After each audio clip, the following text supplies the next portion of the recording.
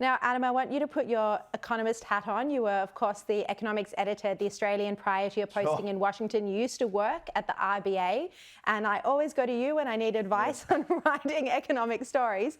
But quite seriously, this is a fascinating area because we are starting to see hints that the RBA is looking at a pause in rate rises. As you know, the RBA, we've had 10 consecutive rate rises now. The central bank in the United States has also been aggressively raising rates. But now, because we've seen either the collapse of several financial institutions or banks, Silicon Valley Bank, Credit Suisse, which had to be acquired, the RBA and the central banks are now thinking they might have gone too hard on the rate rises. They're looking at whether it's more appropriate to hold the cash rate steady, change the monetary policy approach.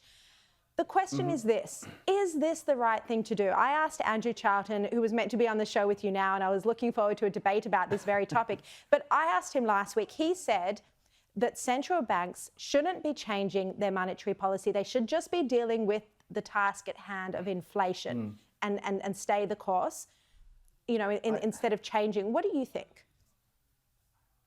Well, look, I think he's basically right. I mean, according to legislation, both in the US and Australia, the central banks have one essential task, and that is to get their inflation to a particular target. And currently that inflation is way, way out of kilter with those targets. And the one lever they have that they say works is the short-term interest rate. And so until there's clear signs that inflation is falling, I think they have to keep lifting rates. We're going to get some hint in about 12 hours' time, actually, when the Federal Reserve here makes its decision about its latest rate increase. The expectation is for 25 basis points, which will be slower than in the past. So I guess to some extent that is a pause. And I think you will see some central banks pause because there is a very big delay between the increasing of interest rates and the effect on the real economy, somewhere between 6 and 18 months. That's not very specific, but that's economists for you. So look, it may well be that there's a pause, but so long as in Australia you've got inflation with a 5 or a 6 in front of it, which is still a lot lower than it currently is. But we don't you're going to have that. to see pressure. Is it at 7%? Yeah, it's still 7%. Yeah, inflation's still over 7%. Yeah. Yes, but even when it comes down to 5 or 6%, if and when it does, that's still too high, and there'll still be a lot of pressure on the RBA to lift rates.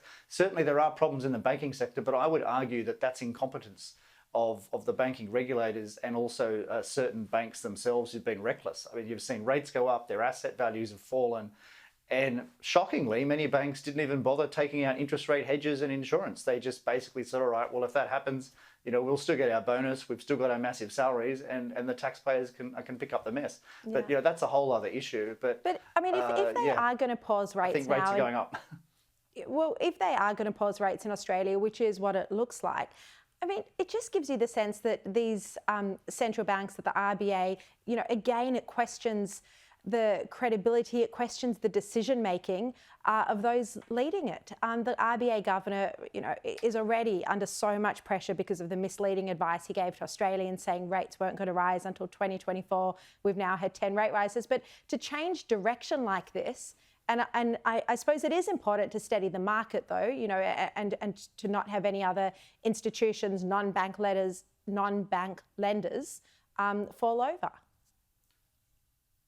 Yeah, look, certainly the RBA has made errors, but it's just made the same errors as pretty much every other central bank in the developed world has. They all kind of think in herds. They have the same theory. They've been saying the same things. They are wrong about inflation. They said it was transitory, and obviously that's been proved totally wrong. So you do have to ask about their expertise, frankly, in understanding even the most basic questions about how the economy works. That's pretty strong words there, but I think we are seeing incompetence. I think you're right. Adam Creighton, great to have you with us from Washington, and we look forward to seeing what happens with Trump this week.